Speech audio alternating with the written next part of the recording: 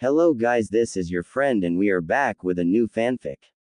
Which is what if Banished Naruto became the last Uzumaki part 1. And if you enjoy this fanfic then please press the like button and subscribe to my channel for more fanfic like this. And now let's start the fanfic.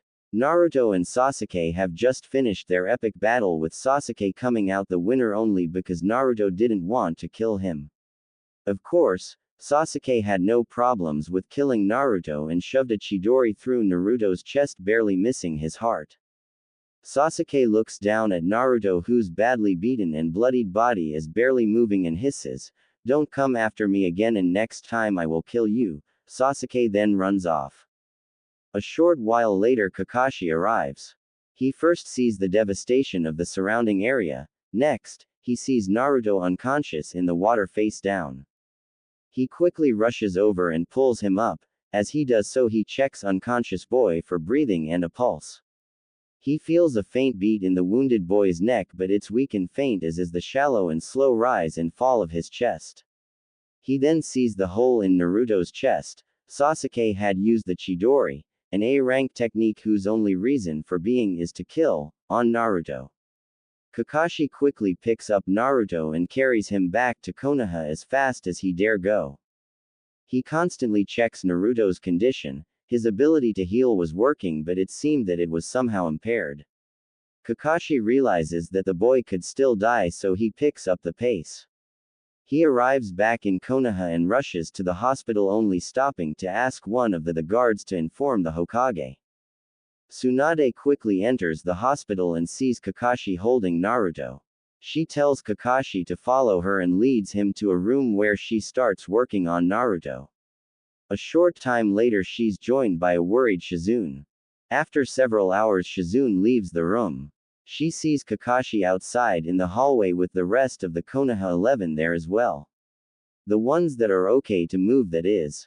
Choji, Lee and Neji are still in the hospital, too injured to move. Kakashi looks up at the Hokage's assistant. "Shizune, how is he?" Shizune smiles tiredly at the one-eyed Jonin. "It was touch and go nearly the whole time we were working on him.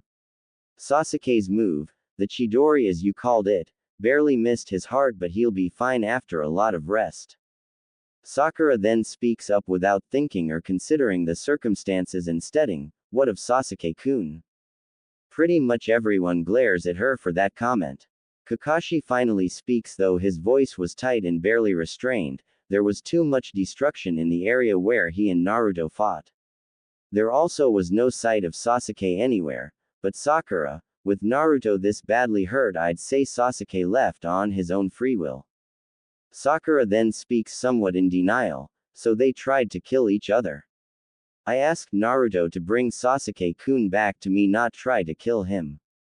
Everyone looks at her in surprise, some with disgust, Shikamaru, Kiba, Hinata, showing in their eyes, and she's startled somewhat by their anger. "What? He tried to kill Sasuke-kun?"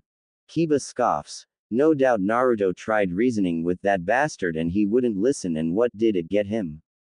A Chidori to the chest, that's what."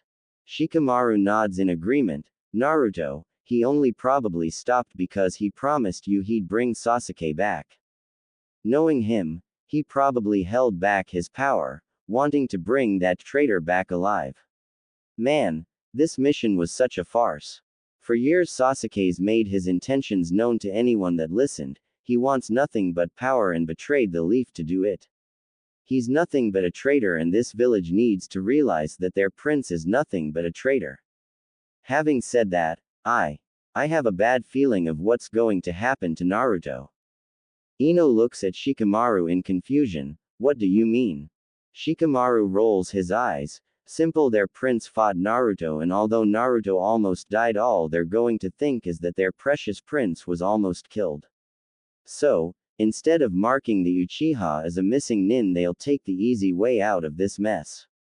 They will want either Naruto's head or banishment for his supposed mistreatment of their oh so noble Uchiha." Everyone is shocked, but after thinking they admit it's probably true.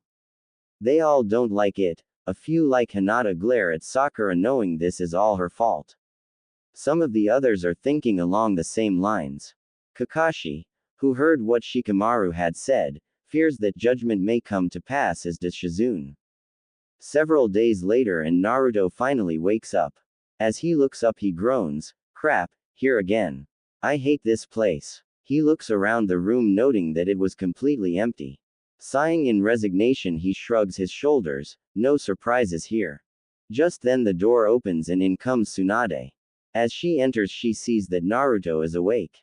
At first she's happy, then she remembers what will happen now he's awake. "So, you're awake." Naruto nods stiffly. "How long have I been out, Ba-chan?" Tsunade lets it drop this time, probably the last time she will hear it, as she sighs, "Get dressed, Naruto, and follow me, we need to talk in my office." Naruto nods and noticed she looked shattered and sad. He puts on his trousers and jacket. It seems that they cut his t-shirt to shreds, or that Chidori did. He zips up his coat and as he leaves the room he sees an Anbu squad and they're all staring at him. As he starts walking he glances over his shoulder and finds them following him. He continues looking over his shoulder. "Is there a reason you're following me?" One of them nods slowly. "Yes, to make sure you visit the Hokage." Naruto just shrugs with a care, "Whatever." He arrives at the door and the Anbu captain knocks before he opens the door and ushers, more like pushes Naruto inside. Naruto looks at Tsunade sitting stiffly at her desk. "What's up, Ba-chan?" She sighs in sadness and resignation that she had failed one of her own. "Sit down please, Naruto." Naruto seems confused. "No Gaki, but my name." "Wow. Something bad must have happened." Naruto sits down and Tsunade sighs again. "I'll get straight to the point. The council found out about your battle against Sasuke and they were not pleased. They think you went there with the intention of killing Sasuke." Naruto is shocked. "But I didn't. I tried talking to him, even begged him to return for Sakura-chan's sake, but he wouldn't have it. He tried killing me. What did they expect me to do? Let him kill me. I almost died out there. Did they even see a... Oh wait. What am I talking about? They're probably pissed I survived." Tsunade sighs. "It is true the council doesn't like you. That claim was stopped. But a new vote was done and I'm afraid the vote was unanimous. Naruto Uzumaki, from this moment on you are banished from Konoha, never to step in these lands again under pain of death. Hand over your headband." Naruto is stunned, but deep down he knew this could eventually happen. He stands up and takes off his headband before dropping it on her desktop with a dull clang that echoed in the silent office. "Is that all, Hokage-sama?" he asked in a near whisper. Tsunade nods, but inside she's crying. She would like tell him that for days she's been trying to get them to change their minds, but what would be the point? Naruto turns slowly and walks to the door without saying a word, not even looking back once. When he opens the door the Anbu are all staring at him, but he hardly cares. He leaves the Hokage tower and heads to his home. He sees more glares than usual from everyone, but he hardly cares. As he gets to his apartment he sees Kakashi there. Naruto looks up. "Here to see me off, Kakashi-sensei? Or are you here to drag me out? Wouldn't put it past you. It's not as if you were ever a good sensei to me." Naruto doesn't wait for a reply, and if there was one he never heard it. He steps up to his door, which has been kicked in, like he cares anymore. He sees his apartment is trashed, no surprise there either. He just heads into his room. He sees his wardrobe is open and his clothes have all been slashed, he can even smell urine on them. At this point he's beyond caring. He goes to his bed and sits down until he hears Kakashi approach. Kakashi sighs as he loses himself in his thoughts. "Sensei, I've now not only failed you and our team, but I've failed your son, my little brother as well. Kushina Okawa-chan will never forgive me now. Sensei, I'm sorry." Looking at Naruto, Kakashi locks his emotions away before he speaks to his student and little brother in a cold voice. "I'm sorry, Naruto, but you have to leave now, so please get what you need."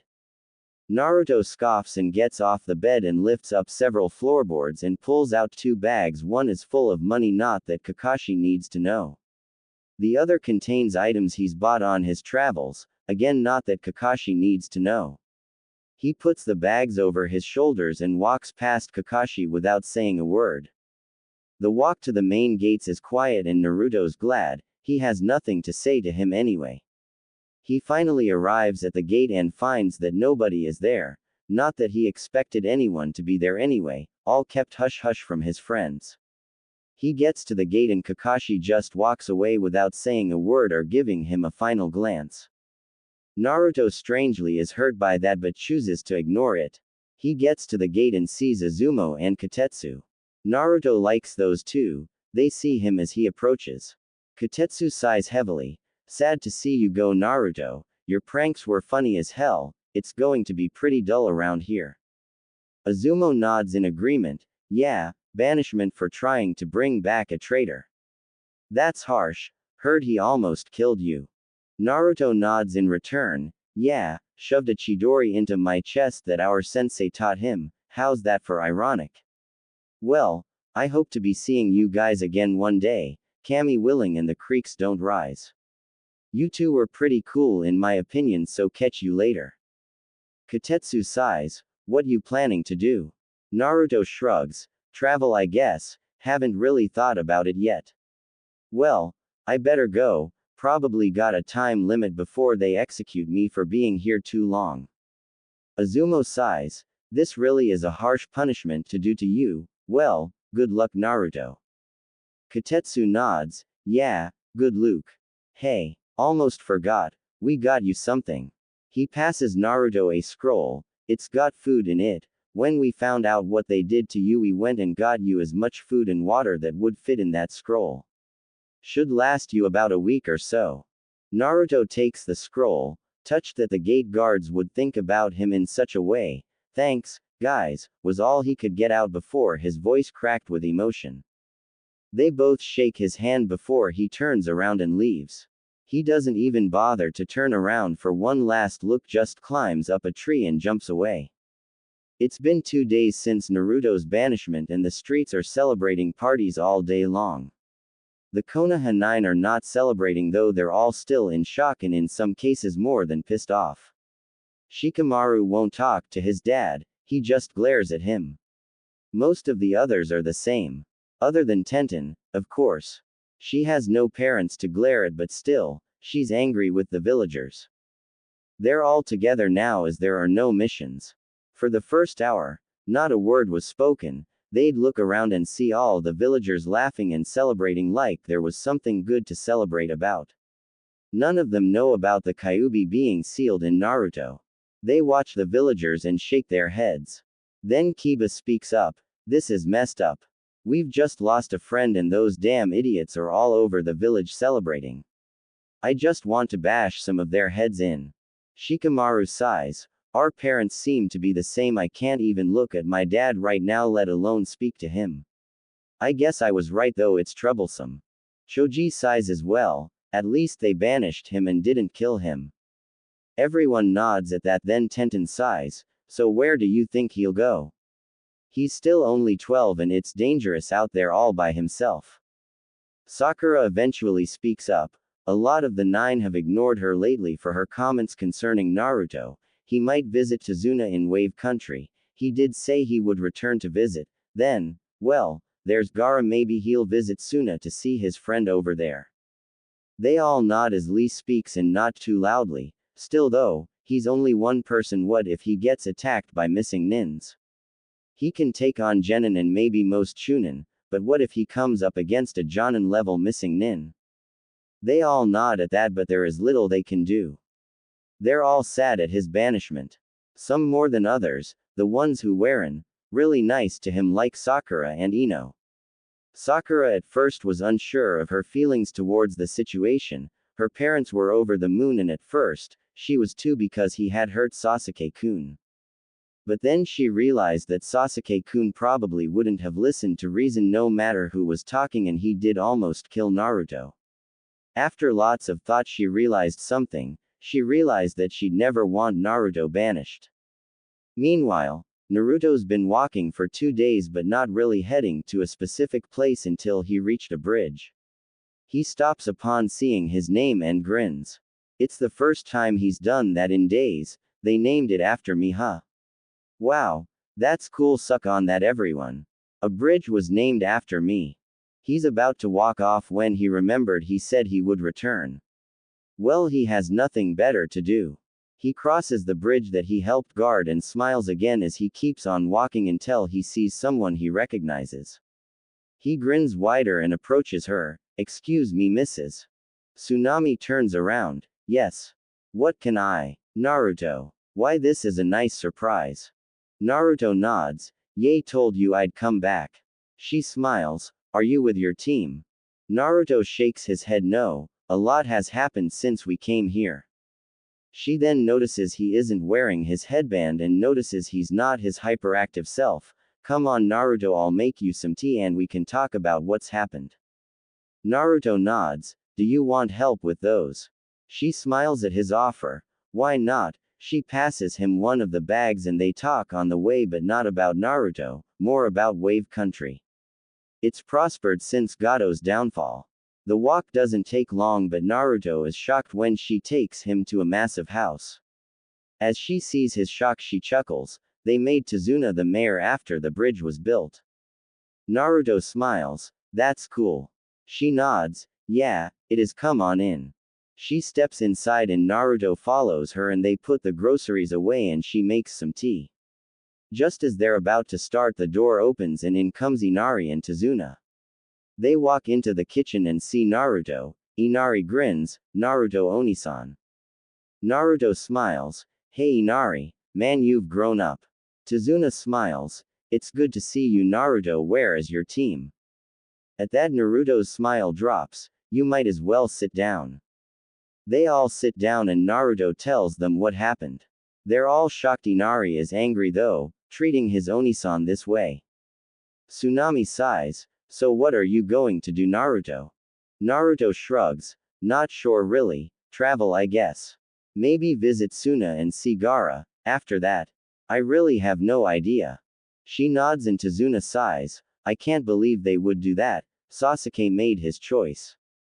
It seems to me they just used any excuse to get rid of you. Naruto nods. Yeah, probably. Tazuna nods. Well, while you're here, you up for a mission? There's been bandits trying to set up a toll on the bridge. I was going to request that Konoha deal with it, but with this I think I'll not rely on them anymore. So, you up for it? I can pay and you can stay here for a while. There's a boat leaving in 2 weeks and it's traveling to the border of Suna. Naruto nods. Yeah, that would be fine. So tell me about this mission. Tsunami stands up and motions to her son. Come, Inari, let these two discuss the mission. Inari nods. See you soon, Naruto Onisan. Naruto nods back and turns to Tazuna to discuss the mission. 2 weeks later. Naruto has just woken up. The mission against the bandits was almost too easy. Easy enough that Naruto and 50 clones dealt with all the bandits in 10 minutes flat. Caught them all unaware and drunk. While he did have to kill a few of them, most were just knocked out and they were taken away later on. Today is the day he leaves the land of waves. He's promised to come back again but isn't sure when. He gets a hug from Tsunami, who's packed him several lunches which he stored in scrolls. He's also bought some new clothes. He finally got out of those orange monstrosities for 2 reasons. One, Tsunami finally got it through Naruto's thick skull that it would do him more harm than good, even more so now he's literally all alone.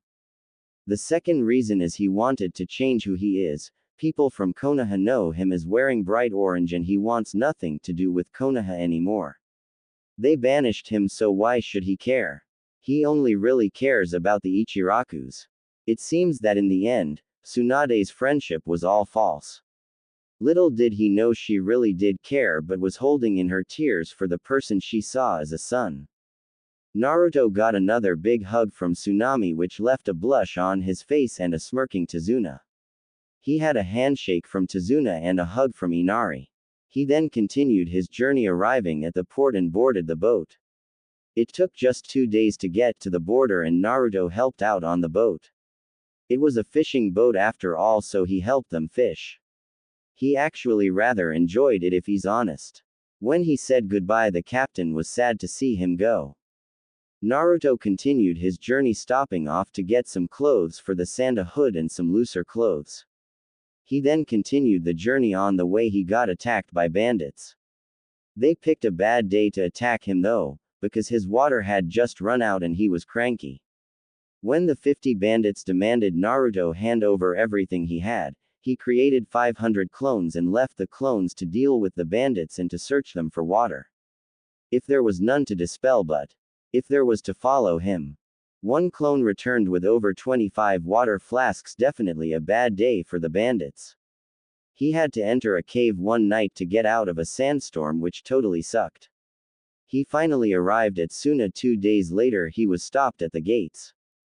The guard looks at Naruto. What is your business, traveler? Naruto smiles. Come to visit a friend, Gaara. The guard looks at Naruto. You know Gaara? Naruto nods. Yeah, we met at the Chunin exams.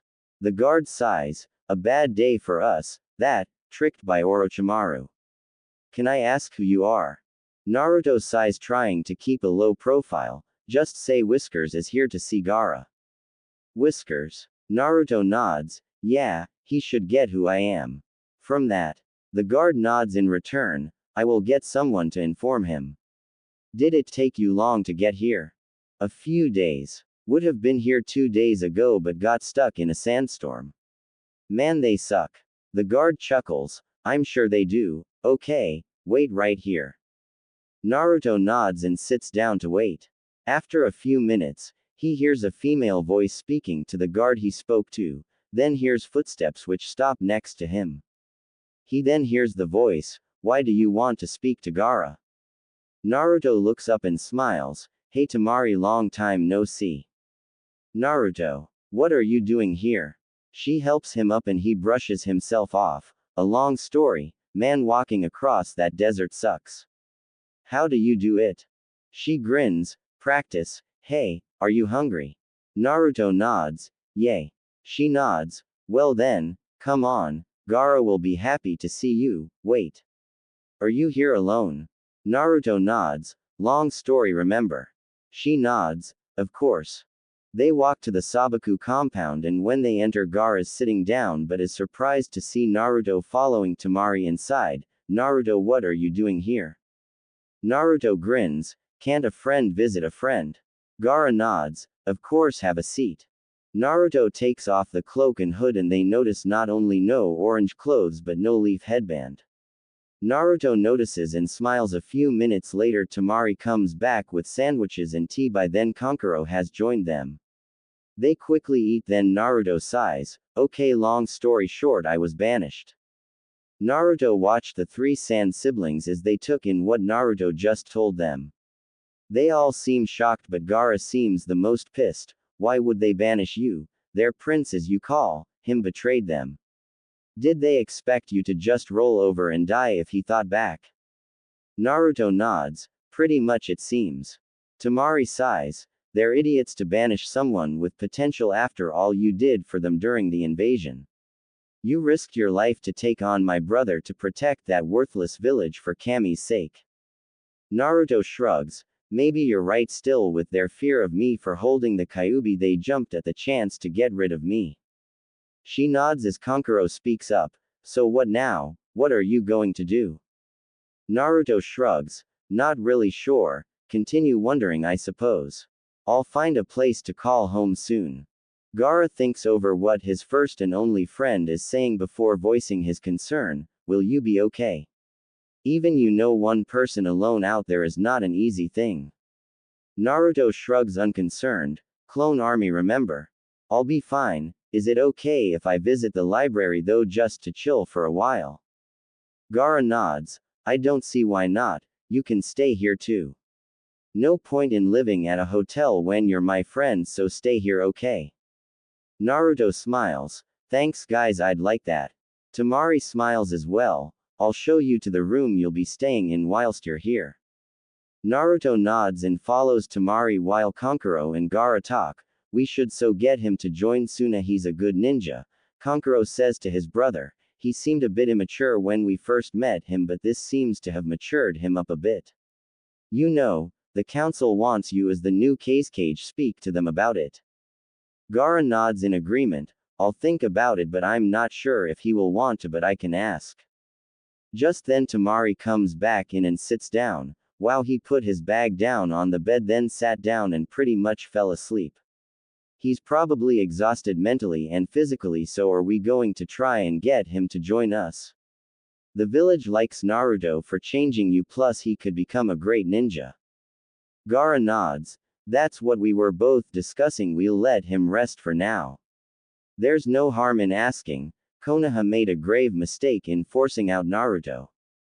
They both agree on that. They know someone with Naruto's chakra and mantra of never giving up could be valuable to Suna, but they decide to start this tomorrow as it's getting late, so they all head off to bed. The next day Naruto wakes up.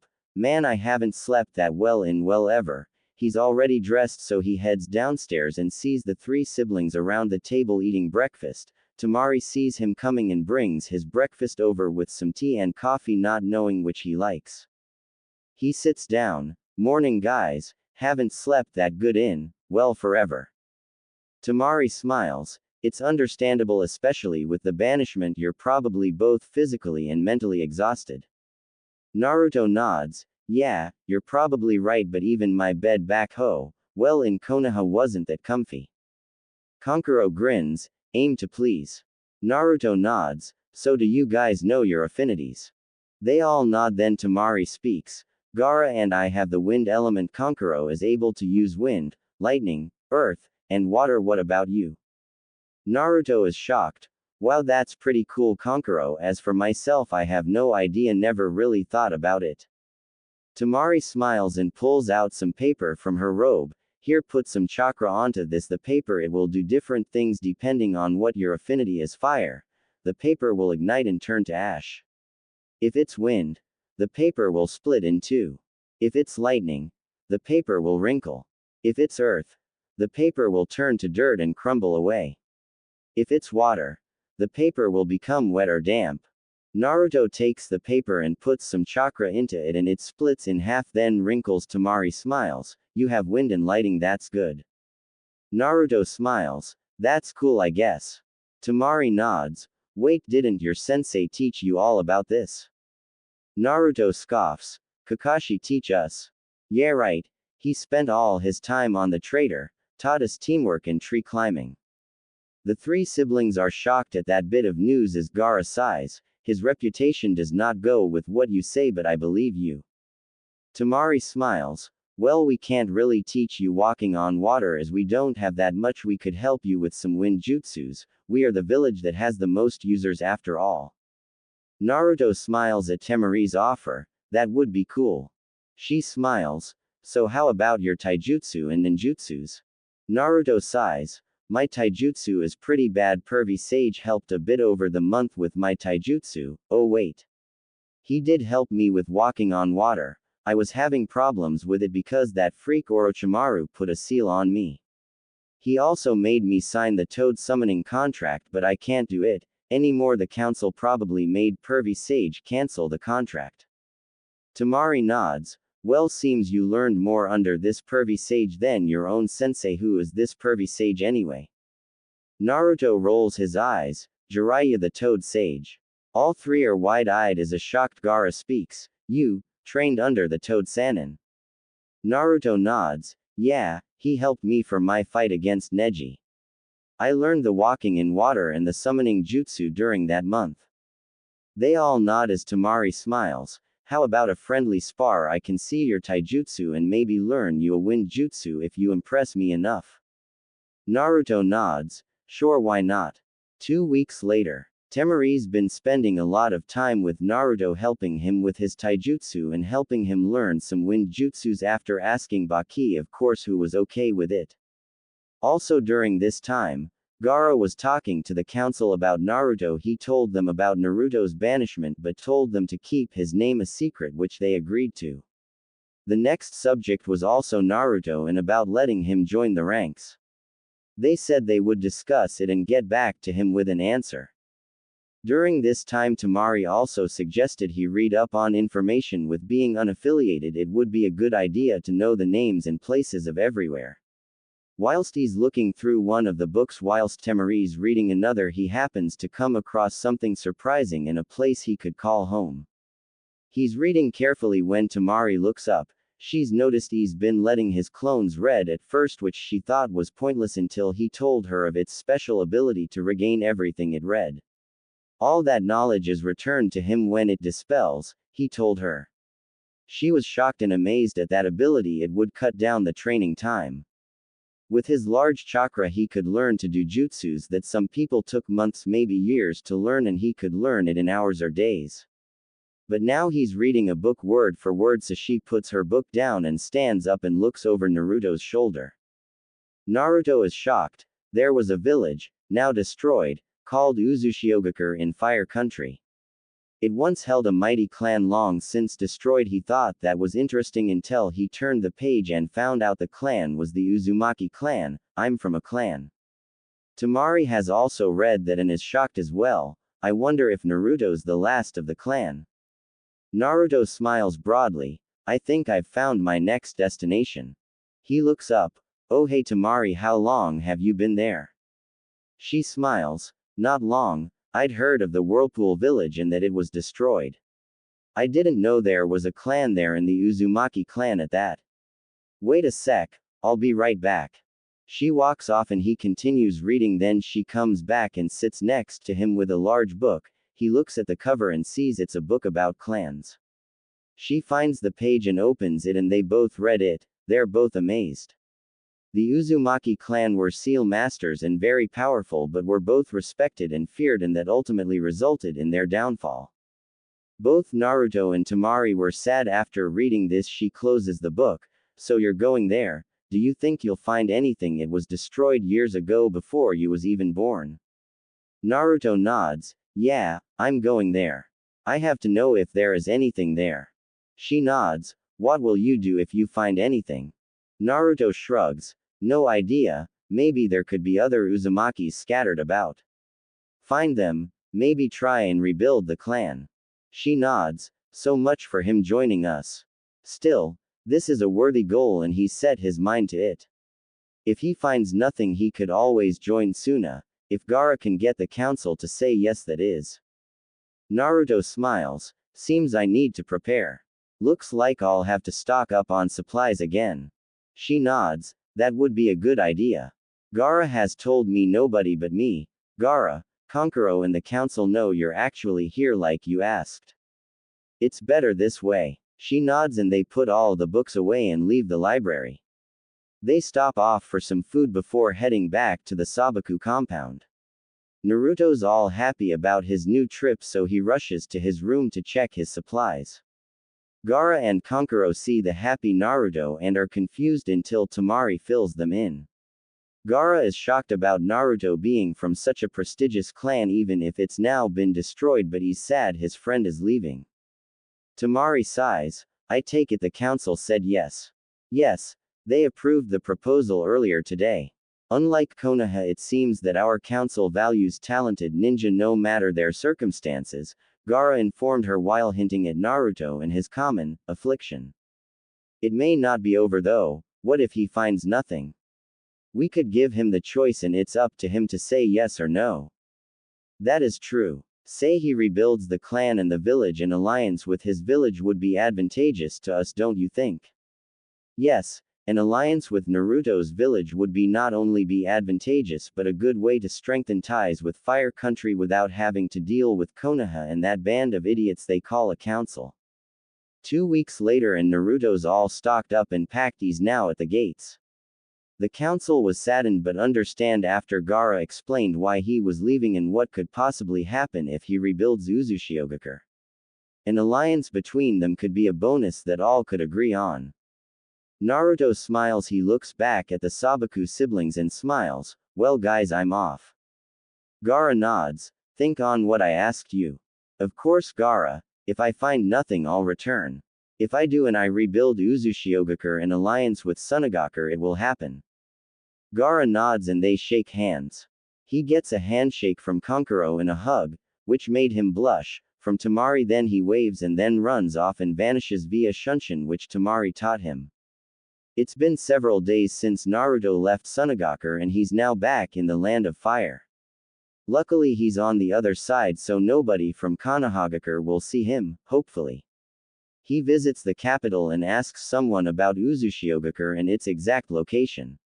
A boat captain agrees to take Naruto there, telling him that it should take a few hours. Whilst on the boat, Naruto watches the water and smiles. I'm going to meet my clan home, I can't wait. I know it will be mostly in ruins but I can rebuild it. Whilst they're traveling, the captain stops next to Naruto. So what's the sudden interest in that place? It's been abandoned for years. Well, it's been abandoned longer than you've been alive, that's for sure. Naruto nods. If I find something I'll let you know. Are you a scavenger? No, I'm an Uzumaki. I see you're visiting your former clan's home then. Didn't meet many of your clansmen but they were a great clan. I have no idea about that. They were taken out before I was born, remember? Here, drink this, it's not sake, it's fruit juice. I don't drink on the rivers, you never know what could happen. Naruto accepts the cup and they both drink. They talk about the land of fire. Well, mostly the captain. Naruto just listens. An hour later they arrive. The captain nods. I'll be back in a few hours in case you find nothing. Thank you, Captain Miku. Naruto then jumps overboard and starts his trek up the beach. After walking for a short while he comes to a large gate. There's a broken sign above. The name Uzushiogakure can barely be seen. Naruto enters through the gate and looks around and sighs, not much here. He starts searching the houses, not there is many in good condition. He finds one that seems to be intact. He looks around and smiles, seems this was the Uzukage's place. Let's take a look inside. Naruto looks inside and finds a room that must have been an armory but it's empty, no surprise there. He does see a Hittite on the floor. He picks it up and traces a thumb over the symbol of a swirl. He ties it around his bicep and moves on.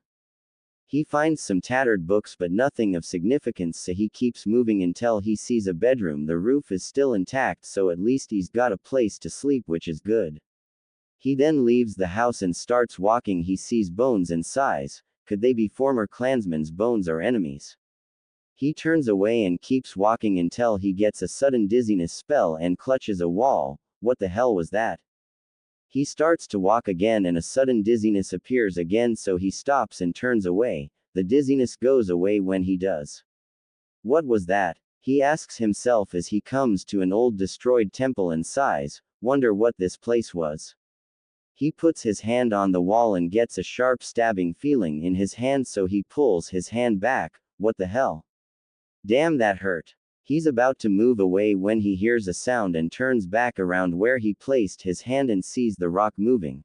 He raises an eyebrow until it fully opens. At first he just stares at it, but he gets a sinking feeling it's telling him to go inside. He steps forward and torches come to life. It freaks him out a little but he shrugs it off and follows the lit torches. After a minute's walk, he comes out into a dark room. He raises an eyebrow and waits until the whole room lights up and he's amazed. It's like a library down here. He grins. Now we're talking. He starts looking around. He sees taijutsu scrolls, ninjutsu, and kenjutsu scrolls as well. He also sees the Uzumaki symbol on them and grins. Must be the Uzumaki styles. Interesting, I'll master them all. He's looking around when he hears a voice. Who are you? Naruto spins around pulling out a kunai. Who are you? He answers back. An old man materializes and smiles. I am the keeper of this temple. For you to be in here means you are an Uzumaki. That's right. My name is Naruto Uzumaki and you are. I am a hologram boy. Who are your parents? I don't know. I'm an orphan, Naruto replied softly as he looked down. That's no problem, boy. We can take a blood sample and run it through that seal jutsu. That should tell us who your parents are, or, rather were. Is that even possible? The old man chuckles. Have you forgotten who the Uzumaki were? We were seal masters. Nothing is beyond our limits. Doubt this is true, but oh well. So what do I do? You see that paper? Well, you put some blood on it and then add some of your chakra, the paper, and I will do the rest. Naruto does as asked, then the hologram does some hand signs and looks at the paper. The blood has written two names down, making the old man smile. Quite impressive parents you have, Naruto.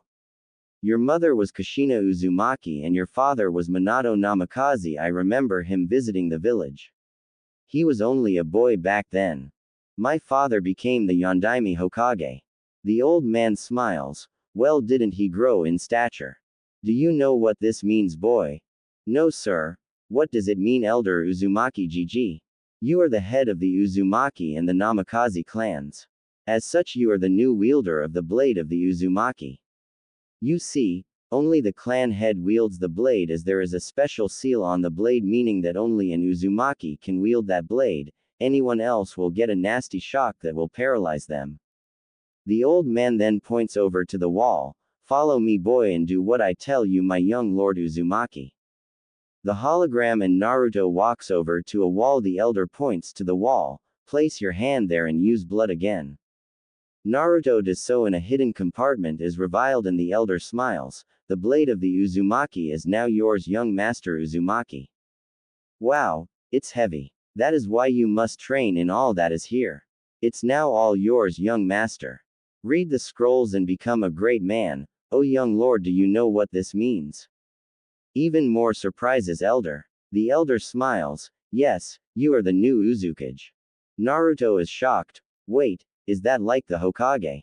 The elder nods. Yes, but that means you are the equivalent of the Hokage, but with this village it is the Uzukage. You know of the Hokage, of course, but there is also the Kazekage, the leader of Sunagakure, the Mizukage, the leader of Kurigakure, the Raikage, the leader of Kumogakure, and the Tsuchikage, the leader of Iwagakure. As such, you must visit the capital and speak to the daimyo, as there are steps to take to be recognized as the Uzukage. The blade is but one step. There is also documentation to prove you are the rightful Uzukage, although I'd advise you to age some first. That would be wise. I guess I'm 12 now. What do you think, 16 or something? That would be ample time to learn everything. You'll have plenty of hours to read. By the time these 4 years have passed, you will hate paperwork. Who said I have to read it? The elder raises an eyebrow, but before he can say anything, Naruto does some hand signs. Taju Kage Bunshin no Jutsu. The Shadow Clone Jutsu. Strange for someone so young such as you to have it, but you're also an Uzumaki and you hold the Kyuubi as well. Most Uzumakis learned that jutsu as well as normal Bunshin no Jutsu, but many came out almost dead. I failed the Genin exams 3 times because I couldn't make a normal clone. A traitorous idiot called Mizuki tricked me into stealing the scroll of seals and told me to learn a jutsu to pass. I learned Kage Bunshin no Jutsu. He paid the price though. I beat him senseless with over 100 clones. The elder chuckles. More the fool him. Now, as well as taijutsu, kenjutsu and ninjutsu, you will also learn fuinjutsu. The Uzumakis are seal masters, as you know. Given time and training, so will you. Now there is a bed over there, Lord Uzukage. I'd advise you get some rest while your clones can start reading. Naruto nods and the clones get to work. He then goes over to the bed and lies down. He didn't think he was that tired, but as soon as his head hits the pillow, he's asleep. Several hours later, Naruto wakes up. He sits up and yawns, and the elder approaches him. You were very tired, my lord Uzukage. Might I suggest food? There's a kitchen over there. Now, can you cook, boy? No, not really. Not to worry, I can advise you. Your clones are doing well. They've already read several books and scrolls. I advise them to go outside and train, since I've taught them a seal so nobody will detect them whilst they train. Thank you, Elder Uzumaki. Not a problem, so let's get cooking, shall we? Naruto nods, and for the next 30 minutes, the hologram teaches him how to cook eggs, sausages, bacon and beans along with some toasted bread. There are also some very flavorful drinks in the fridge. How it's all still fresh after this amount of time is amazing, until the elder says that everything is sealed in a special seal that preserves everything for years and even decades. After eating, the elder then tells Naruto to sit down and explains that Uzushiogakure will have to be rebuilt, but they will need funding. The Namikaze money would work, but when Naruto informs the elder he's been banished, the elder nods. Well, there's becoming a hunter nin for a while. Do you know anyone who could help with the rebuild? Naruto thinks then smiles. Yes, I know just the man, Tazuna the bridge builder in Wave Country. I see. Well, I'd advise you to train for a while before visiting him. We can't have people know just yet about Uzushiogakure. When you are older, you then can inform the daimyo. Now, train for a month or two before seeking out this Tazuna as you called him. I understand, Elder Sensei. Now, Naruto, how do you feel about Konohagakure at the moment? Naruto is confused at that question. Well, they banished me, so I don't know, but I've always been hated because of the Kyuubi. Why do you ask?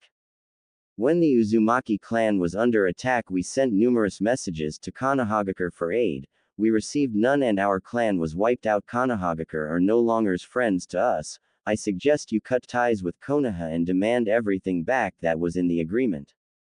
They were allies and did nothing when Uzushiogakure needed them. I can't believe Gigi would do that. You are young boy, politics sometimes gets in the way of friendships, but I will drop it for now. Now on to training, dispel some of the clones and then start your training. Summon a clone and leave him here in several hours. I will send him to get you later and I will also start teaching you Fuinjutsu. Understood, Elder Sensei. Naruto looks around. Elder Sensei, are there any decent clothes around here to wear? Of course, young Lord Uzukage, follow me. A few minutes later, Naruto is wearing black Anbu pants with a black thin jumper with a long black trench coat. Naruto summons one clone and informs him to stay, then he leaves the hidden temple and starts training. The elder teaches the clone. Naruto left meditation. Several hours later, Naruto is tired when the clone comes to get him and he starts to train in Fuinjutsu. Naruto finds out he's a natural at Fuinjutsu, but the elder tells him it's the Uzumaki genes coursing through his body. Naruto nods and continues. Several months later, Naruto wakes up. His 13th birthday was a few days ago and it was the first that he could do what he wanted without hiding from insane villagers. The elder looks over at Naruto. So are you ready to go, Lord Uzukage? Naruto nods. Yeah, I'm ready. I've got some money saved through being a hunter nin. The elder nods. You have learned quickly, young lord, and you have been blooded. I'm pleased to say that it didn't affect you as it affects some. As long as you take no pleasure ending a life, you'll be fine. That's what sets one like you apart from those that kill for the fun of it. Naruto nods in agreement. Yes, because the ones I have killed deserved to die for what they were doing. Indeed, now go and be careful, young lord. I will be careful, Elder Sensei, believe it. Naruto has already packed, so he just grabs his scrolls and leaves the temple. He seals up again before he gets into a boat with the same captain as a few months ago and then makes his way to the Land of Waves. The Land of Waves. Naruto arrives there 2 days later. He stops at the bridge and smiles. Still can't believe they named it after me. He chuckles and starts running through the village until he makes it to the house Tazuna lives in. He knocks and Tsunami opens the door. As she sees Naruto, she blushes as she notices what he's wearing. Why, hello Naruto-kun, come in. Why is it that every time I see you, you always looks more handsome than the last time I saw you? Naruto smirks. Good genes, I guess. Is Tazuna home? I have a big job for him if he's up for it. Tazuna hears his name mentioned from the other room. On Naruto, welcome back like the look boy. Now, what's this job? Naruto begins to grin like a fox. How would you like to restore a whole village? I'll pay, of course. Timeskip 2 years. Naruto looks on the newly rebuilt Uzushiogakure. Naruto smiles as he sees everything's been rebuilt, or in the case of the Uzukage's mansion, repaired. Tazuna stands next to him along with Tsunami and Inari, who came to see the finished village. Tazuna smiles. Well, my boy, our job is done. Do you have any idea of what you're going to do with all these empty houses? You do need people to live here, and I happen to have a suggestion though. Naruto looks at Tazuna. Ask away. Tazuna nods. Well, you remember the purging years ago of the Kekai Genkais? Well, a lot of people came to Wave Country, and not just there but all over the continent, trying to get away. I could ask them if they would be interested in moving here. I mean, we built a bank here and shops in a harbor. Luckily enough, many years ago I came here with my father, so when you asked if I could rebuild, I jumped at the chance to do this for you, Naruto. Do you like what I've done? I knew I made the right choice with asking you. This is better than I could have ever imagined, and as to your suggestion, I would be happy for them to live here. You never became the Hokage, but you are the Uzukage. When you visit the daimyo, that is, Tsunami gushed as she stared at her father's finished work. That I am Tsunami, that I am. The time isn't right yet. But, I will visit the capital soon and maybe speak to someone about refugees and them possibly moving to my lands, so it could be sooner than I think. That in itself isn't a problem. I don't mind doing it early, although I should ask the daimyo if I do speak to him to hold off announcing me as the Uzukage for 2 years. Tazuna nods. Oh, by the way, there's a ninja academy here to rebuild the ninjas. I know they won't be Uzumakis, but Uzushiogakure wasn't all Uzumakis. Naruto scoffs. I see. Tsunami looks at Tazuna and nods, so he sighs. I know I'm asking a lot, you Naruto, and you've helped me out a lot, but we have a problem in the land of waves. What's the problem, Tazuna? You know I'll do anything to repay you for all this. You even said I was charging too much, so I'm guessing it was a thank you of sorts. Tazuna nods. You could say that now, but this problem here has been ninja in the land of waves causing trouble. They are not ninjas of Kiri or Konoha, plus they have a base there. I get a bad vibe from them. Have you seen the headband? Inari spoke at that point. It had like a music symbol. Naruto clenches his fist on hearing that sound. What are they up to now? No problem, I'll deal with them all personally, but why didn't you speak to Konoha?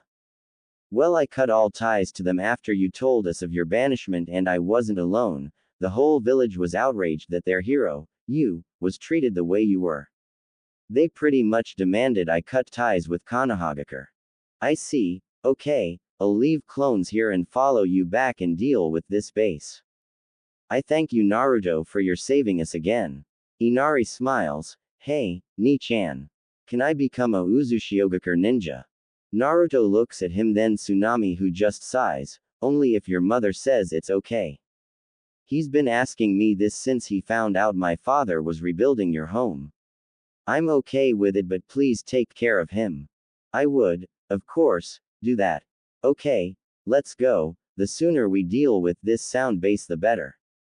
Konohagakure. Sakura's walking down the street. Many things have changed for her in the last 2 years. Not only had Sasuke left, but Naruto, her other teammate, had been banished. At first she was happy, but that soon changed when her friends distanced themselves from her as they were not happy with the decision. Most still are, including herself. She regained her friendship with Ino, but it's still not fully best buddies as she would want. It does seem that the partying has died down though. She hated it. How could the village party after banishing someone?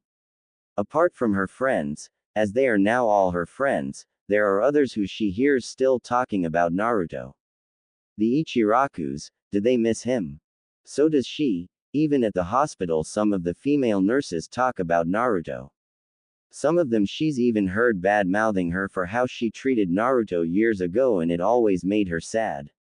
Sometimes she'd act all tough, but inside she's crying. She just wants to apologize to him, but there's been no word of him in 2 years. She even heard Jiraiya was furious when he found out. Tsunade told her that the council demanded Naruto's signature be removed from the Toad contract, and Jiraiya had no choice but to do it. But that was over 2 years ago now, and he hasn't stepped foot in Konoha since. She's noticed Tsunade is sad about that, and she's still taking it badly. They had a strange relationship, sort of a mother and son or grandmother and grandson relationship, she doesn't know which. She really does miss him though, she hopes he's still alive. She hasn't even told anyone her feelings over the 2 years, but she's thought a lot about Naruto, sometimes to the point of imagining what it would have been like if she accepted one of his dates. Although she liked Sasuke-kun, she admitted Naruto wasn't ugly or anything. He had a chubby face, that's for sure, but he was pretty cute, not that she'd tell anyone that. The land of waves. It's been a day since they returned and Naruto and Tazuna have been discussing the problem. Naruto says he will just deal with them but tells Tazuna to keep everyone away from the sound nins. Tazuna nods and agrees to do that.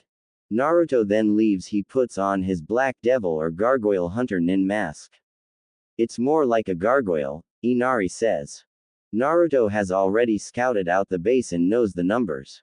Only 50 and led by a red-headed woman, although she doesn't seem to be a bitch from what Tazuna told him. She acts polite, but she also gets angry when she sees the sound nin bullying the locals. Tazuna also told him that the sound nin don't respect her. Naruto arrives at the base and creates several clones. He sends them off to kill any and all the sentries. Normally Naruto would show remorse for killing but not for sound nin and not for bullies and rapists. He's killed a few missing nin that had become rapists and murderers. For them, they only receive a swift death. He's in the bingo book under the Gargoyle of the Darkness for a reason. After a few minutes, several clones dispel and Naruto knows that all the sentries are dead. The clones have used Henge no Jutsu to replace them if anyone approaches, and if any do, they are to share the same fate as the sentries. Naruto then pulls out his sword, which proves he's the Uzukage. He's named it Fox's Bane and he walks straight at the entrance. Several sound nins see him. As one, all they see is a black figure approaching them, and then they see the black mask and the large sword and they panic. All of them at once know he's the Gargoyle of the Darkness. A Jonin stops them and he gulps, "Men, don't fear, he's just one man. We can take him." Just then all the clones jump down and like Naruto approaches the group of sound nin. Now the Jonin gulps loudly, "Shit, we're done for." The Naruto clones deal with the sound nins as the Jonin defeats 2 clones and Naruto fights him personally. With his Taijutsu-style Uzuken, Whirling Fist, and his Kenjutsu-style Uzuryuken, Whirling Dragon Blade, he quickly cuts him down. He doesn't even stop. The Jonin isn't dead and tries to attack him, but a clone impales him through his skull from behind. Naruto keeps walking into the base, cutting down any sound nin he sees after searching for the women. After a while he sees an office, cuts the door down and steps in. He sees the redhead. She seems paralyzed with fear after witnessing what he's done on the monitors. Naruto looks at her. You are their leader." She just nods. "I've heard they never respected you, yet you still work for that snake. Your life is forfeit. Tell me, what is your name before you die?" The woman gulps. "Shit, it's the Gargoyle of the Darkness. My name's is Karin Uzumaki." Naruto glares at her after hearing that name. "A member of my own clan working for that snake. She's tarnished their name enough. I see. Then Karin Uzumaki, know that you have tarnished the Uzumaki name by serving that snake. Know that Naruto Uzumaki, son of Kushina Uzumaki, and the new Uzukage, will take your life." Karin is shocked. "He's my cousin. I thought I was the last Uzumaki left." "Wait, would you kill your own cousin?" "Cousin, it matters not. You still serve that snake." Karin starts to cry. "Please don't kill me, cousin. I thought I was the last remaining Uzumaki after my mum died. Orochimaru took me in. I know he's a cruel man and I hate what he does, but I'm serving him to stay alive." Naruto sighs. "Very well, I'm destroying this base. You can go wherever you want, as once I'm done here I'm returning home to Uzushiogakure. But it's nothing but rubble. It's been rebuilt thanks to Tazuna, the bridge builder from here. Let me come with you, please, your family. The only family I have left. Please, believe me, I want to help you." Naruto looks at her and takes off his mask and really looks at her. She then notices something different. He has blonde hair, not red. She also thinks he's kind of cute. "You want to follow me, him? Why should I allow that?" She sighs. "We're family for one." "Wait. Sasuke mentioned you. Orochimaru said you were banished." "Yes, that much is true. What happened to your mother, Lady Kushina, my aunt?" "I never found out. She died." "How?" "I don't know how exactly." "So what about your father?" "Dead as well. Died the day I was born. Maybe my mother also." "So, you grew up alone. If you're coming, pack what you want, but I'm taking this place down. You have 15 minutes before the tags go off. Okay. You know, Sasuke said you wore all orange, this look is much better. Naruto scowls at the traitor Uchiha's name. Do not mention that snake or that bastard Uchiha in my presence again. It's bad enough the first Uzukage was from that damned clan. Karin nods. Understood, cousin. After a short wait, while Naruto sets the explosives tags that destroys the base, Karin uses a Kaden jutsu to burn all the dead bodies and they start walking. They've been walking slowly at first. They went back to Tazuna and he paid Naruto for his help. He was shocked to see the redhead but more shocked to find out she is Naruto's cousin. From then on she was treated nicely. Tsunami hugged her and demanded that she look after her cousin or she would not be happy. Karin smiled and said she would protect not only her cousin but her Uzukage also. Tsunami nodded and they stayed for some food before they got on their way. Tsunami hugged both Karin and Naruto as they left. At first, they were quiet. Karin kept glancing at her cousin, so happy she had a family. She told him that stories about her mother and his mum when they were little and that they both used to be little terrors running around pranking everyone. Naruto told her that must have been where he got his pranking ways from. They've been walking for up to an hour when Naruto meets some people he'd rather forget as he's still not happy with Konoha for their treatment of his clan and not helping when they needed it the most. Although personally, he holds no grudges to them. Karin, being a censor type, had informed him that there were ninjas approaching. Naruto pulls out Fox's Bane and waits for them. After a few minutes he sees them, Team 10 of Asuma Sarutobi, Ino Yamanaka, Shikamaru Nara, and Choji Akamichi. Naruto tells her under her breath. You know them, cousin? Yes. When Team 10 see him and Karin they stop. They see one guy all in black with a black mask on, with only Asuma knowing he's the gargoyle of the darkness. Ino sees him and immediately thinks he's cute, not that she can see his face. Shikamaru and Choji look up. They see the two figures, one in black with a massive sword in one hand. To Choji, the guy's creepy. Naruto looks at them all. Karin looks at him. So who are they? Pretending she doesn't know. Naruto smirks behind the mask. He points to Asuma. Asuma Sarutobi, son of the Sandaime Hokage, Ino Yamanaka, daughter of Inoichi Yamanaka. Seems you're growing up nicely. You always were attractive, I guess. He then points to Shikamaru. Shikamaru Nara of the Nara clan, the laziest bastard I've ever seen but smart as hell, missing your cloud watching time, are we, Shika? He then points to Choji. Choji Akamichi, always eating but a very strong clan. Team 10 are all shocked. This guy knows who they all are and such personal things about them. Karin nods. I see we should be going. I want to see our rebuilt home. Naruto nods at her, then grabs Karin and uses Wind Shunshin to disappear. Team 10 are still shocked. They're all in deep thought, though it's actually Ino that figures it out. The voice was covered by the mask, but she knew that voice whilst the others are confused. Ino smirks. Damn, Naruto's grown up, looked like he had a nice body. Wonder who that woman was though. Shikamaru looks at Ino. That was Naruto. She just nods and the rest of Team 10 are shocked. Whilst Ino's imagining touching his body, they all start walking back and a blush comes onto Ino's face because of her perverted thoughts. She finds it strange she's thinking such dirty thoughts about Naruto, but oh well. It took a few hours for Naruto and Karin to make it back to Uzushiogakure. Karin was amazed and cried. Her mother told her many stories of Uzushiogakure and Karin wished she could have seen it. Naruto and Karin walk through the village. There are now some new people in the village, refugees from Kurigakure and some from Wave, getting away from the civil wars and the overcrowding of Wave country. They all know Naruto. They know he's the Uzukage, but he's asked them to only call him Lord Uzumaki until he officially makes it known, or just Naruto. A quite burly man walks up to Naruto. Lord Uzumaki, you're back. We heard you went to get rid of that problem in Wave country. Naruto smiles. Yes, Yukio, not much of a threat. Yukio nods. And who might this be, Lord Uzumaki? Before Naruto can reply, Karin speaks. My name is Karin Uzumaki. I'm Naruto's cousin. Yukio nods. A pleasure to meet you, Lady Uzumaki. Another Uzumaki. That is nice. How do you like the rebuilt Uzushiogakure? Karin smiles. It's amazing. I never saw it before. My mother told me so many good things. I'm glad it's been built. Yukio nods, as do we all. He turns to Naruto.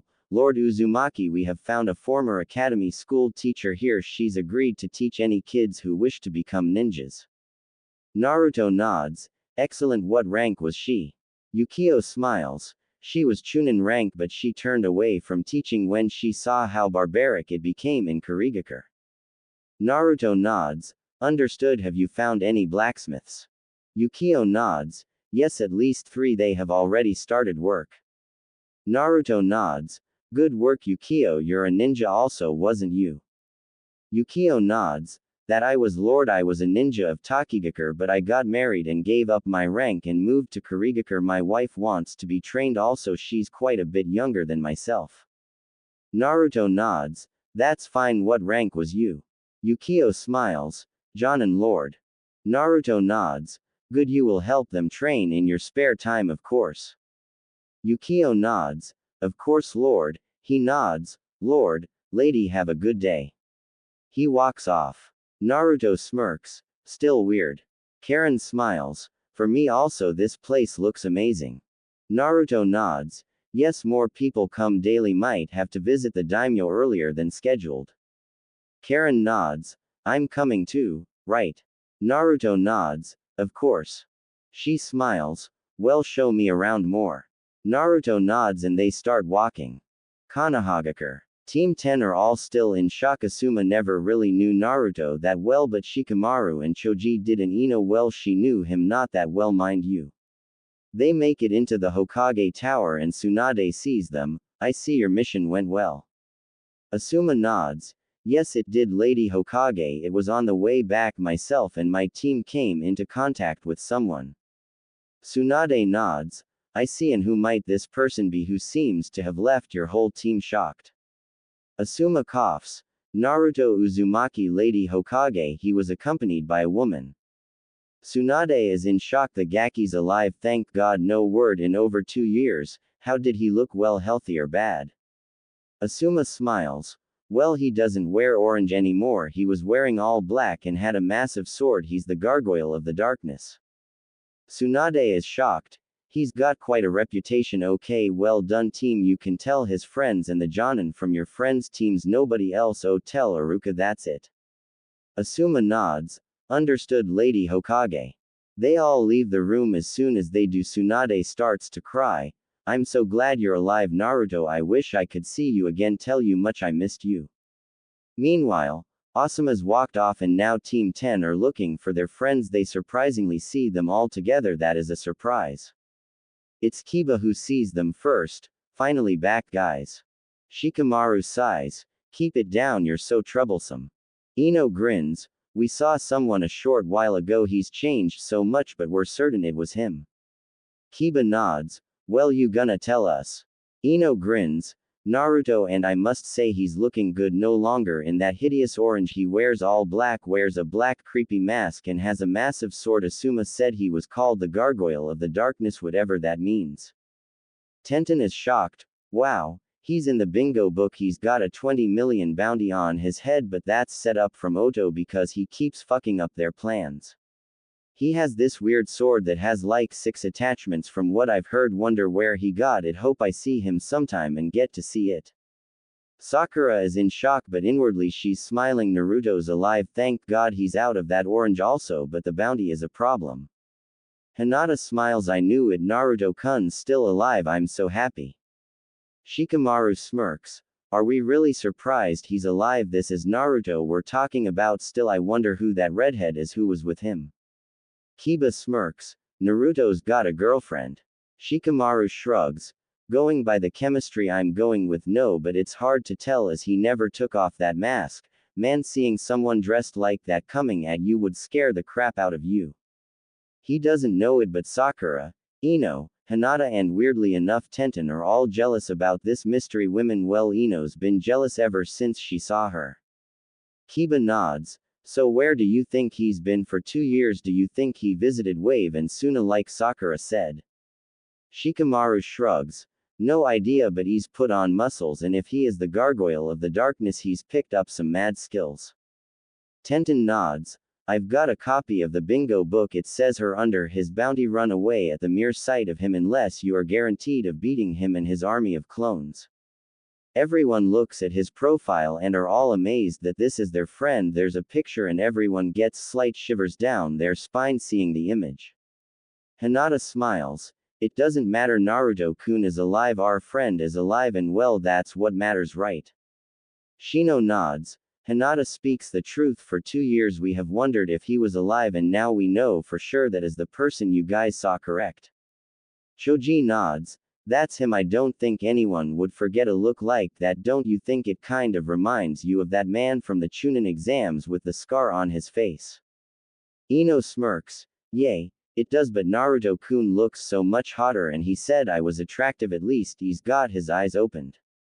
Again Sakura, Hinata, and Tenten are jealous of their friend now, who sees the looks and just sticks out her tongue at them. Meanwhile, Asuma's walking to a bar for a drink, his regular, when he sees Kurenai, Maida Guy, Kakashi and Anko. He shrugs as he approaches them. Maida grins. Asuma, I take you had a youthful mission. Asuma shrugs. Youthful, not really, boring. Yes, it was after the mission that's when things got interesting, but I need a drink first before I say anything. When he gets his drink, they all sit on a table. Asuma smirks. Seems we met someone our students know very well on the way back. Anko grins. Well, who is it? Asuma sighs. Well, I wasn't instructed to tell you, but whatever, it was Naruto. Kakashi looks up from his book. Did he look okay? Asuma grins. Oh, he was doing just fine. He's not only Naruto Uzumaki, he's also the gargoyle of the darkness from the bingo book. Anko grins. That guy's awesome. Wow, the little squirt's all grown up. Asuma nods. He's easily 6 feet now, put on muscles, has that huge sword, had a redhead with him, but from what I judged they were not together. Ino was totally jealous of her. Guy grins. The youthfulness of Naruto is amazing. Kurenai grins. He's sure grown up, and his reputation as he's dangerous seems he abandoned the orange finally. Anko pouts. This sucks. I was planning on seducing him if I ever saw him. Now I find out he's only 14. That sucks. Everyone looks at her in shock. She smirks. Give him a year or two and I'll still seduce him. Kurenai rolls her eyes. Sometimes you frighten me, Anko. She grins. I no wonder what he's been up to. Kakashi's not really paying attention, he's just thinking about Naruto. I'm glad you're alive, Naruto. I bet your parents are looking down on me with shame. I should really have spoken to him before he left instead of saying nothing. It's been 2 months since Karin joined up with Naruto in Uzukage. She met the hologram Uzumaki elder and he helped her grow stronger. Also, she also has a look identical to Naruto now. Sometimes she wears a skirt. The only difference, not really important, they still went on hunts for missing nins. They're now in the land of snow. There was a group of Princess Koyuki's uncle's followers still around, and she got word of the gargoyle of the darkness in the area, so she hired him. Naruto and Karin easily dealt with the threat when they went to the princess. She smiles. I must thank you once again. My uncle's followers just don't stop coming. I thought it was dealt with years ago. Naruto smiles. It has been a while, Princess Yuki. Koyuki is confused. Have we met before? Naruto smiles and takes off his mask. She sees the blonde hair and the whiskers and is shocked. Naruto, is that you? He nods. Indeed it is. She smiles. Why, you have grown up nicely, much more handsome. Naruto blushes. Thank you, Princess Yuki. She smiles, then her smile drops when she doesn't see the leaf headband. Naruto, what's going on? Did you leave Konoha? Naruto cringes. No, I was banished. She is shocked. Banished for what? Naruto tells her and she's shocked. Sasuke betrayed the leaf and because you fought him you're banished. That's ridiculous. Naruto nods. Yes, but I have rebuilt my old home Uzukage here with my cousin Karin Uzumaki. We will soon visit the fire daimyo and officially inform him of the village being rebuilt. She smiles. My father told me about Uzukage. Did family live there? Naruto nods. My clan was from there as far as I know. Me and Karin are the last of the Uzumakis. Koyuki sighs. I am so sorry, but at least you found some family. So who leads this village? Naruto smiles. Why, the Uzukage, of course. Koyuki smiles. Maybe I could speak with this Uzukage and form an alliance with him. Naruto smiles. He turns to Karin. What do you think? Should I inform the Uzukage about this possible alliance? She chuckles. I think he knows. Koyuki is shocked. You are the Uzukage, Naruto-san. Naruto nods. That is correct, Princess Yuki. Although it's not been made official yet, we will be visiting the capital within the next few weeks to make it official. Koyuki smiles. Well, we can still form an alliance, and as you are the most handsome Kage there is right now, we can get down with the details. Naruto nods. Is it okay if Karin takes notes? She's helping with all the politics and stuff. Koyuki smiles. I see no problem with that. After an hour, Naruto has agreed to the alliance. After speaking with Karin, all the details seem fair. The village is still not fully operational. We are still taking in refugees from the civil war from Kurigakure. Koyuki smiles. Always the caring young man. Naruto smiles. So how are you, Princess Yuki? She smiles. Please call me Koyuki, Naruto-kun. Naruto blushes. Very well, Koyuki-chan. It's her turn to blush. She then sighs. Well, running a country is daunting. Things are peaceful. The only problem I have is the council. Naruto sighs. What are they troubling you with? She sighs. Marriage. They keep finding me satyrs, but they're all old people or snobs. She then smiles. As well as an alliance, we could also make a political marriage to strengthen the alliance. Naruto nods. You mean someone marrying me or Karin here? Karin rolls her eyes at her cousin's denseness. Seems she's quite taken with my cousin. Koyuki grins. I was thinking along the lines of myself and you, Naruto-kun. Naruto blushes. You're serious? Koyuki smiles. Of course. Say in 2 years we could do this. Naruto is shocked. He looks at Karin, who shrugs. Then she whispers to Naruto about the Uzumaki clan rule and he blushes again. Koyuki-chan, this proposal is interesting, but there is a rule for the Uzumaki clan head. Well, myself, that if the clan is almost destroyed, the head must marry several women. Koyuki smiles. An interesting clause, and I would be okay with that, but there is a rule on my end. It won't affect your other wives. Well, not much, but as I am royalty, I would be classed as head wife. It doesn't mean I rule over the rest or anything like that. It just means, well, I have a higher standing than them, I guess. Naruto nods. To be honest, I'm only 15, so I never thought about marriage, but I would have no problems with that at all if you're okay with sharing me that, as I know it's weird. Koyuki smiles. I understand. I will look forward to our eventual marriage. I will also inform the council of the alliance and the marriage. Naruto nods. I understand. Well, we must be going now, Koyuki-chan. I have to return to my village. Koyuki smiles and stands up. She approaches Naruto and plants a kiss on his lips. I will see you soon, Naruto-kun. Naruto blushes and scratches his head. Yes, of course, Koyuki-chan. Naruto and Karin leave the room with both Koyuki and Karin grinning and a very red-faced Naruto. 2-month time skip. Uzushiogakure continued to prosper. They're now on their way to the capital before Naruto and Karin visit Sunagakure. It only takes a day to get to the capital. Naruto and Karin have seen the capital once before. As they're walking through the streets, people step away from Karin and Naruto as they're both wearing their masks, Naruto of his gargoyle and Karin a vampire. As they're walking, they see the daimyo's assistant Hataro Ryozuki. He with his escort meet both Naruto and Karin. Hataro smiles. Gargoyle and vampire, what brings you here? Naruto smiles. I would like a meeting with the daimyo. It's very urgent. Hataro nods. Follow me and you can discuss what it is, and I will then inform the daimyo if I feel it's necessary. Naruto nods and he and Karin follow Hataro to a palace and the both enter. Naruto gives up Fox's Bane but places it on the table himself, saying the sword has a defense mechanism and only Uzumaki can touch it. Hataro nods and they then enter his private chambers.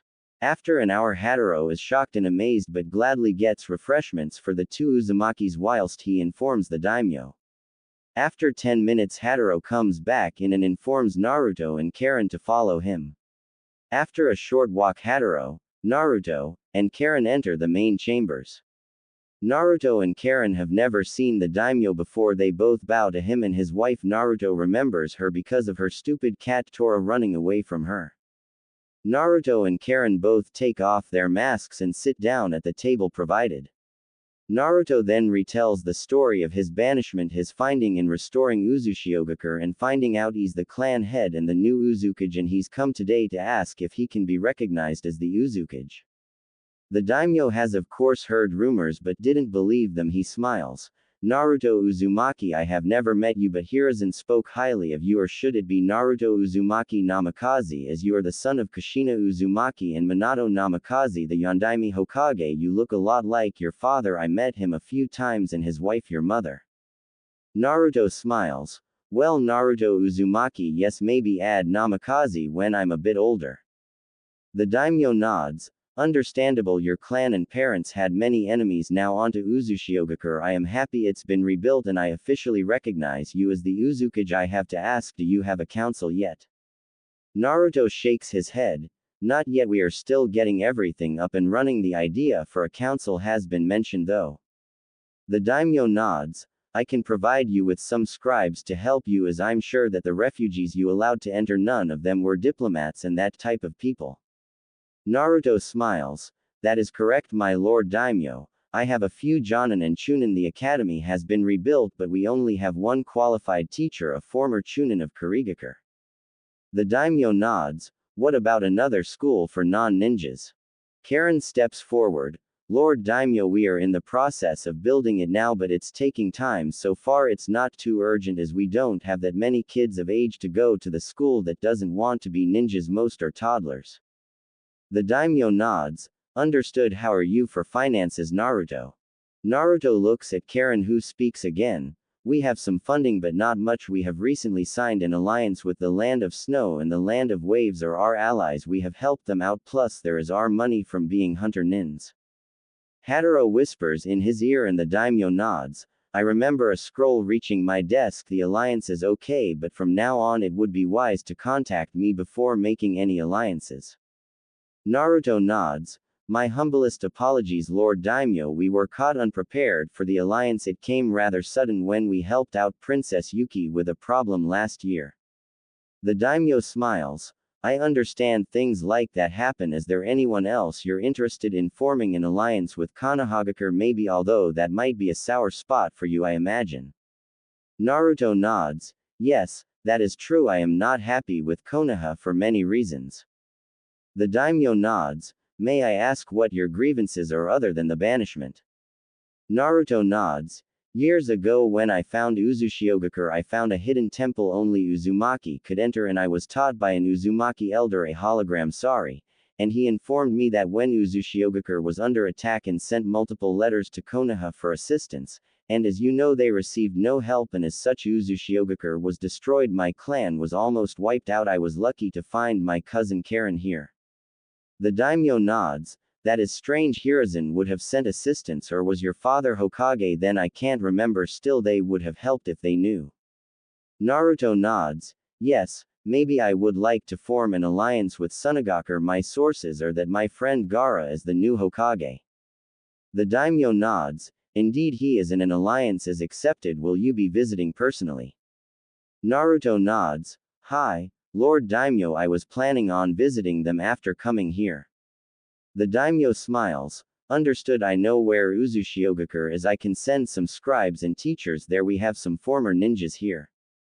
Naruto smiles. That would be perfect, Lord Daimyo. I would be there to greet them, but with Sunagakure I am unable to. But you can speak to Yukio Nakazawa. He is a jonin and is in charge whilst I'm gone. The daimyo nods. They will be there within the day. Naruto nods. Thank you, Lord Daimyo. I never expected this help. The daimyo smiles. Is there anything else? Karin nudges Naruto and whispers to him, and he nods. I'm not sure if this is relevant, but along with the alliance with the Land of Snow, a political marriage has been set up between me and Princess Yuki to take place when I turn 16. The daimyo nods. Do you know about the restoration law? Naruto nods. I have Lord Daimyo, and she has been informed also and is okay with it. The daimyo nods. Very well, I congratulate you on becoming the Uzukage and your upcoming marriage to the daimyo of the land of snow. Naruto blushes. Thank you, Lord Daimyo. Hataro smiles. Lord Naruto, there is someone in the capital who would very much like to meet you. Naruto nods. And who may this be? Hataro? Hataro smiles. I will take you to him as soon as this meeting is done. The daimyo smiles. It has been concluded, Hataro. He turns to Naruto. Good day to you, Uzukage Naruto Uzumaki and your cousin Karin Uzumaki. The both bow and get let out by Hataro. As soon as they do, they see a man. He's male, standing 6'1" swordsman build. He looks in his late 40 inches s. Hataro escorts Naruto and Karin to the man. Gale, you came. The moment Gale sees Naruto, he gets on one knee. Naruto Uzumaki, my name is Gale Uzumaki. I am the last of the Uzukage personal guard.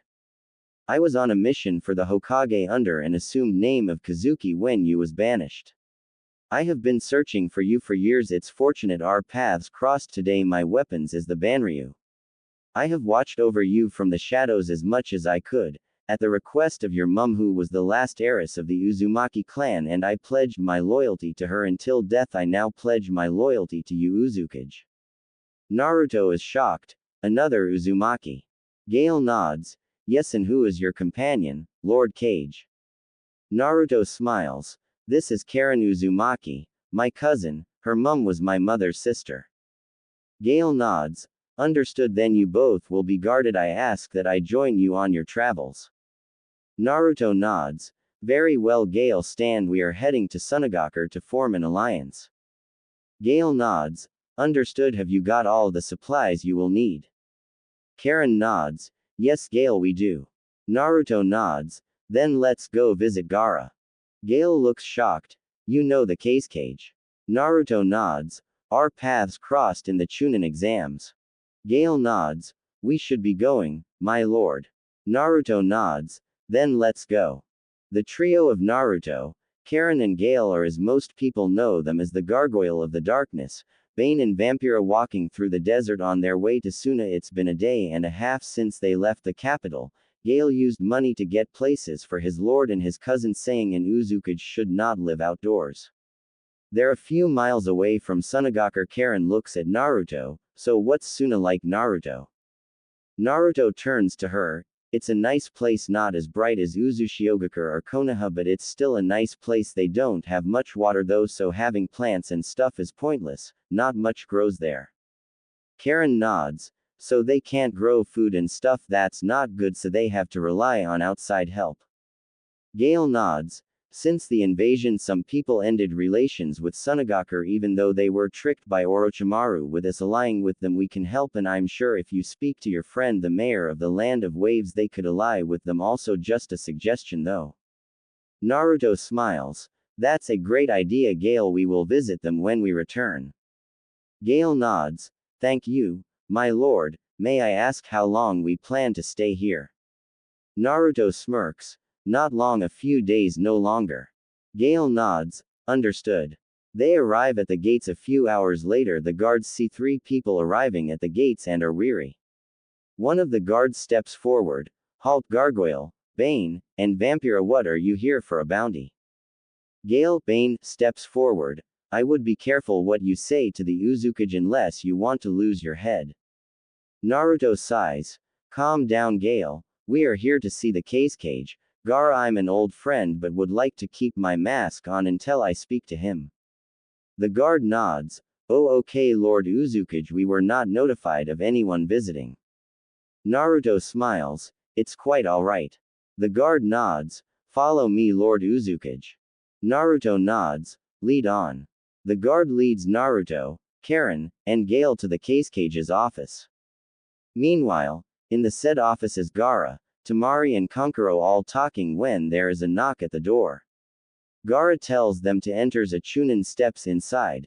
Sorry to bother you, Lord Kazekage, but I have the Gargoyle of the Darkness, Vampira and Bane here to see you. The one known as Gargoyle says he's the Uzukage. Gaara is confused as he's not heard of that title before, but he allows them to enter. The Chunin nods and leaves the room, and shortly after, three people all wearing black with masks on. One is obviously a woman, the others wield giant swords. Kankuro is on edge. Temari is just staring at the gargoyle, checking out his body. Naruto notices and smirks, as does Karin. Naruto, Karin, and Gale all take off their masks. Then Naruto chuckles, "Shame on you, Temari, checking me out." All three siblings look at Naruto in shock. They all say, "Naruto," at the same time. Naruto smiles. "How's it going, guys? Told you I'd be back. Allow me to introduce you, Karin Uzumaki, my cousin, and Gale Uzumaki, my personal guard. Well, the Uzukage personal guard, which is me." Gaara nods. "It's good to see you, it's been years." Naruto scratches his head. "Yes, sorry about that, I meant to visit, but with getting Uzushiogakure rebuilt and forming an alliance with the Land of Snow and the Land of Waves, have been busy." Temari smiles. "So you found something then?" Naruto nods. "I did. It's good to see you all, and Gaara the Kazekage, aren't we moving up in pedigree, matching me it seems?" Gaara nods. "It seems so. It's great to see you, but is this just a social visit?" Naruto smiles. "Of course not, although it's good to see you. Have you forgot what I said about an alliance with Uzushiogakure? I have come to form one with you as one cage to another." Gaara smiles. "That is great news, as well as your other alliances. We would be glad to form an alliance with you." Gaara looks at Temari, who hasn't stopped staring at Naruto since he arrived, and smirks. "It seems her crush on Naruto is still there. I wonder if we could do a political marriage also, that is, if Naruto agrees also." He turns back to Naruto. "I will have to summon a council meeting, and you can speak to the council about your request." Naruto nods. "That sounds fine." Gaara nods and summons Matsuri. When she arrives, he looks at her. "Matsuri, summon a council meeting immediately." She nods. "Right away, Lord Kazekage." She leaves the room. Naruto smiles. "So what's it like being Kazekage?" Gaara sighs. "Paperwork, endless paperwork, I'm sure you know about that." Naruto smirks. "Actually no, even though I'm the Uzukage, I haven't got around to actually doing that. We're still building, plus me and paperwork have made an agreement. They stay out of my way and I don't burn their asses, plus I have clones to do paperwork. That's the great thing about shadow clones, they have a special ability that they learn and I receive all their memories. Makes me awesome, I know." Temari giggles at that, and Kankuro and Karin chuckle whilst Gaara sighs. "I wish we had a clone that could do that." Gale whispers in Naruto's ear, and Naruto smiles. "As a show of good faith, many years ago when Uzushiogakure and Konohagakure signed an alliance, some jutsus were traded. We could tell you the secret of shadow clones. It's a forbidden jutsu in Konohagakure. I'd advise you to make it the same, only yourself learn it and the people who you trust the most, but I'd advise you to be careful when dispelling them. It will give you a massive headache, so dispelling them in groups of 2 would be advisable."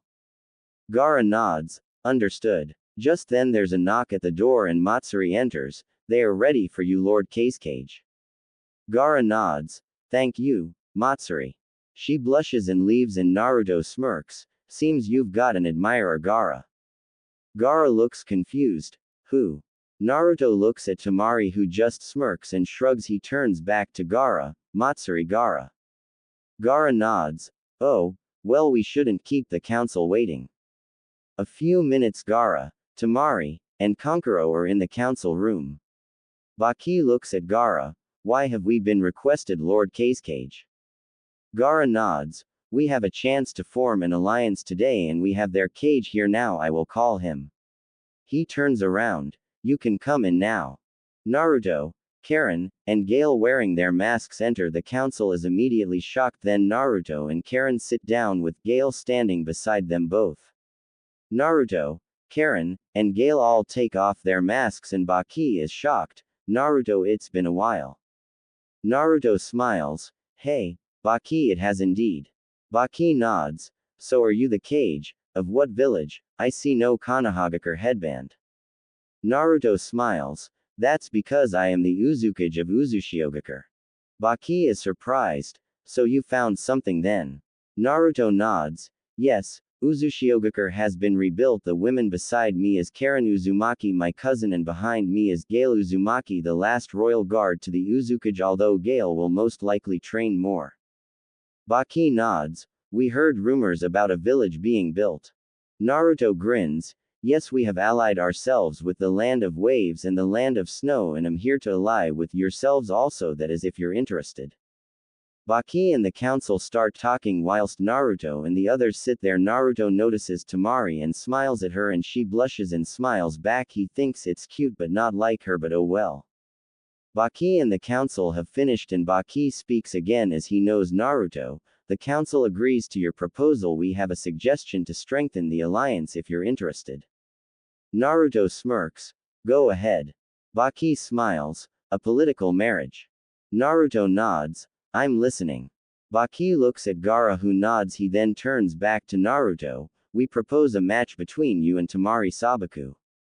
Naruto nods. I suspected as much. I have to inform you about a restoration law that the Uzumaki have in case of near destruction. Well, it's the clan restoration act that Konoha have adapted, so as well as being the Uzukage, I am also the clan heirs for the Uzumaki and Namikaze clans, and as such I have to find multiple wives. Unfortunately, you are not the first to propose an alliance and marriage. Koyuki Kazuhana, the daimyo of the land of snow, also wants to marry me. There is a stipulation to that, as she is royalty. She will technically be the head wife, but only in title. She can't boss anyone around as such. Baki and everyone else is shocked. Not only is he the Naruto the Uzukage, he's also the clan heirs for the Uzumaki and Namikaze clans, but also set to marry Koyuki Kazuhana, the daimyo of the land of snow. Baki looks at Gaara for what to do and he looks at Tamari. Tamari, what do you think? She shrugs then smirks. Of course, I would have preferred Naruto, all to myself, but the Clan Restoration Act is a good idea to bring back the clans, so if he is okay I will still like to marry him. Naruto blushes. I accept if you're sure though. She nods. I do. Naruto grins. Then I look forward to the time when we get married. She grins. Me too. Gaara nods. Well, that's great news. Were you serious about that offer of jutsu trading? Naruto nods. Oh yes, we did it with Konoha. It's also a sign of respect for our villages. We can help with barriers around the village. Baki nods. We could trade some wind jutsus as you are a wind user, Uzukage. Naruto nods. Sounds good. We can also help with supplies. We know it's hard to plant food, so with us on an island we can assist you. Baki nods. We thank you for your generosity, Lord Uzukage. Naruto brushes it off. Not a problem, we are only too happy to help. We know it's been tough since the invasion a few years back. If you are interested, you might try and form a deal with the Land of Waves also, but it's just a suggestion though. Baki nods. Yes, it has, so we thank you again. We would like to celebrate our alliance if that is okay. The people of Suna haven't had much to be happy about in the last few years. Naruto smiles. That is fine. Baki nods. Great news. Gaara nods. I think that is it. For now, council dismissed. Gaara led Naruto, Karin, and Gale stayed in the Sabaku compound whilst they stayed in Sunagakure. There was a week of celebrating. Tamari even took Naruto out of a date which surprised Naruto, but he enjoyed the date. They shared a loving kiss at the end. At the end of the week, Naruto, Karin, and Gale started to leave. Naruto and Tamari shared another kiss before the group left. He said she could visit Uzushiogakure if she wanted and she agreed, as did Gaara and Kankuro. It's now been a few days since they left Sunagakure.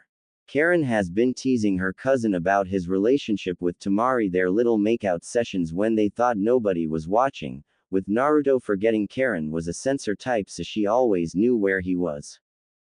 Gale was happy, the happiest he's been since Naruto's banishment. He has now found Naruto. For many years he beat himself up for losing Naruto and begging Lady Kushina's forgiveness, but now he's reunited with his lord and will always protect him. Karin grins. So I bet you can't wait to see and kiss Tamari again. Naruto blushes. I don't know what you're talking about, Karin. She grins. Are you forgetting I'm a censor type? One always knew where you were or who you were with. Naruto groans. I hate you. She grins, then she senses someone. There is someone up ahead. Gale looks at them. Friend or foe? Karin shrugs. Not sure, it's only one person. Naruto nods. Let's see who this is, shall we? Gale nods. This is your land, whoever this person is.